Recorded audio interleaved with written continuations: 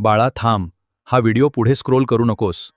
कारण तू सध्या ज्या प्रश्नाचं उत्तर शोधतो आहेस, त्याचं उत्तर आज मी तुला देणार आहे. गेल्या काही दिवसांपासून तुझ्या मनात एकच प्रश्न सतत घोळतो आहे.